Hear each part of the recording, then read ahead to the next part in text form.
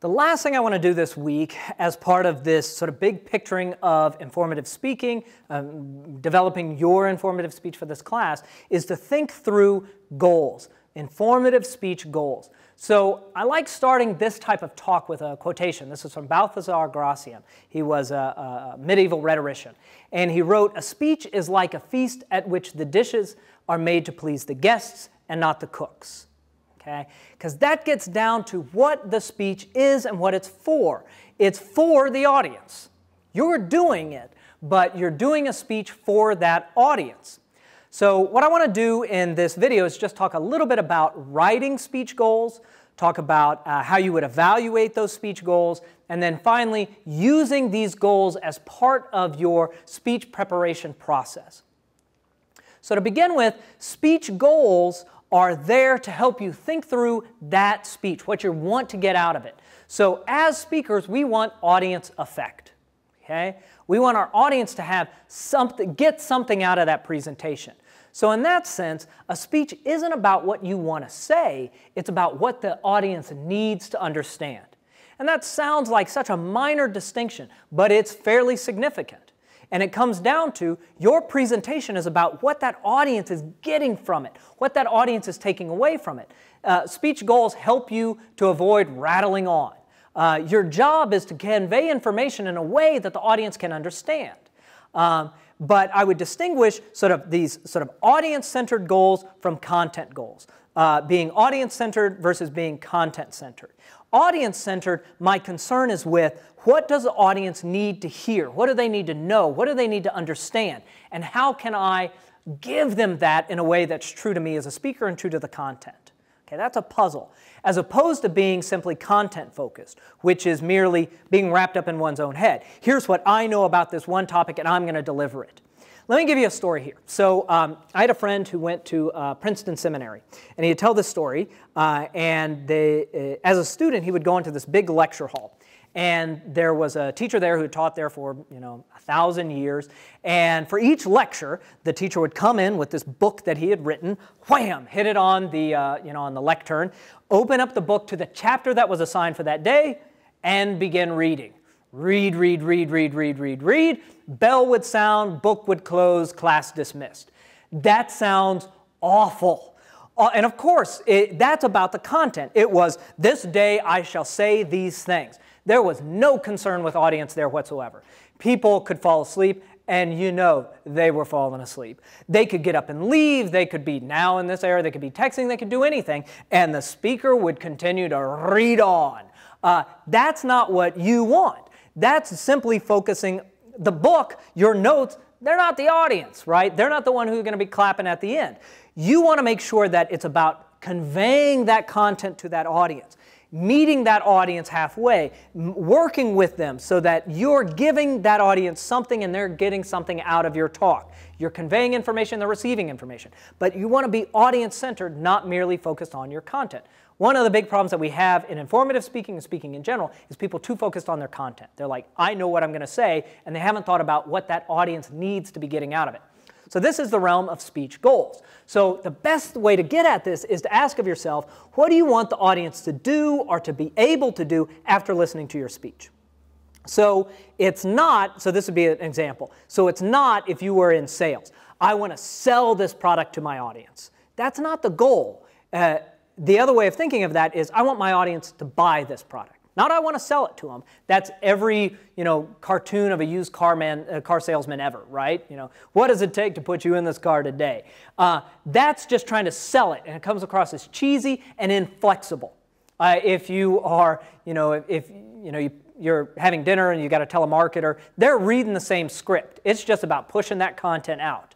And that's why it's sometimes so very frustrating to deal with that. So your goal isn't, in that scenario, isn't to sell the product, it's to get the audience to buy the product. All of a sudden, you got to think about, well, why isn't the audience buying it right now?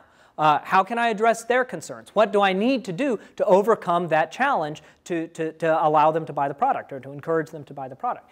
If you were doing a 7th grade class presentation on photosynthesis, it's not, I want to talk about photosynthesis. depending on your level of expertise, you could talk about 1,000 different things relating to photosynthesis. And 999 of them might be totally irrelevant to what the audience needs to hear. So it's not I want to talk about photosynthesis, it's I want my audience to list the steps in photosynthesis. That's a goal. That's thinking about what that audience should be able to do at the end of that presentation. That gives you a lot to work with, being able to think very specifically about what you want them to be able to do with that information. So what are some of the characteristics of these? Well, generally speech goals are audience focused. That's a loud sound that is a deep boring into the wall next door. My goal at this point in time is to not become too distracted by what sounds like someone tunneling into a bank. So speech goals are audience focused. That means you're thinking about what you want the audience to take out of it. Speech goals are concrete. Okay, so you're thinking in very tangible ways about what this audience is going to do. And generally, as you're drafting them, it's a good way to think of speech goals as using active verbs. And I'll show you an example of this here in a moment. Now, if you're in teaching, if you're in education, you might recognize speech goals as kind of similar to some of the writing and talk around learning goals. What do you want your students to be able to do? Kind of like, what do you want your audience to be able to do? And in fact, in many cases, teaching is speaking for a very specific audience, right? You're speaking for that classroom audience. So let me give you an example of some very vague speech goals. So let's say I'm doing a presentation on the history of American presidential debate. So these are vague speech goals. After listening to my speech, the audience should know the history of American presidential debate. Think about some criteria for evaluating debates, be familiar with some of the critiques of the debate format, and have a new perspective on presidential debates. So as goals, it's better to have these than none, but these are pretty vague. I mean, if you look at that first one, know the history of American presidential debate, that's massive. How can I check to see if the audience does that? Or is able to know the entire history? That's so very broad. Think about some criteria for evaluating debates. I don't know if they're thinking or not. So I mean, these are kind of very broadly pitched. Now I could take the same talk and refine them with more precise goals. After listening to my speech, the audience should be able to list some of the key points in the development of American presidential debates. Okay, so there I've got something more specific. I want them to list some key points. So now I don't have to talk about the entire history of it, or I can mention some other things, but my focus is on a couple of key points. And if I'm thinking in terms of time limits, I'm limiting how many key points I can discuss. So if I want my audience to be able to list those key points, that's pretty specific. Let's say I want the audience to be able to explain 2 of the major critiques of the modern American presidential format. I can do that in probably about 10 minutes, 10 to 15 minutes. I can have them list a couple of key points in the history, and I can have them explain 2 major critiques of the format. Those are things I can accomplish in 5 to 10 minutes. And that gives me a narrower way of planning that speech, of figuring out what I need to do in the time I have with that audience. As a performative element, these goals are useful because they give you a sense of purpose. Remember in the impromptu we talked about, well, I don't know what I'm doing in each main point, but I want to achieve certain things. I want to make sure that that audience understands what the claim is or understands how the example relates to the claim. That's kind of what we're doing with more detail here in the informative speech. If I want them to explain 2 of the major critiques of the presidential format, that's going to shape how I talk through each one. I'm going to say, here's what the critique is, here's why it emerged, here's what you need to know about it, with the whole idea that at the end of that, somebody could explain it. If my goal was they should just be aware of some of the critiques, that would change how I go through that section. All right? If I just want them to be aware of it, or that there are critiques, then that's a much different section than if I'm saying, I want you to be able to list and explain 2 of the biggest critiques of the presidential debate format. So they give me a sense of purpose in that section. On the planning side, they give you criteria. So if you're running long or you're trying to figure out what to cut from that presentation, those goals are criteria for inclusion-exclusion. If I say that I want them to explain 2 because I think these 2 are particularly important given the topic, then I got to make sure I've got time for both of them. If I don't have time for both of them, I got to decide, do I just want them to know 1 of the major critiques? Or do I just want them to be aware of 3 of the critiques? So these goals, if you've sort of figured out what they are and they're appropriate to that audience and that setting, they give you criteria for making editing decisions, making revision decisions. And so after you've run it a few times, once again, that process of running, revising, reflecting and revising, after you've done that a few times, you can reflect on those goals and change and adapt them as need be. You know, are you achieving your goals? If you're not, do you need to change the content or do you need to change the goals? So these goals give you a way of thinking strategically through your speech. What does that audience need to hear and understand? So as you are now pulling these all together and you're looking at the goals and you're thinking about your time, your topic, and your audience, be realistic. Concrete goals can really help you understand your time constraints. In 10 minutes, can you truly accomplish, without racing, can you truly accomplish everything that you want to accomplish? You know, be realistic. It's going to be easier to develop that speech.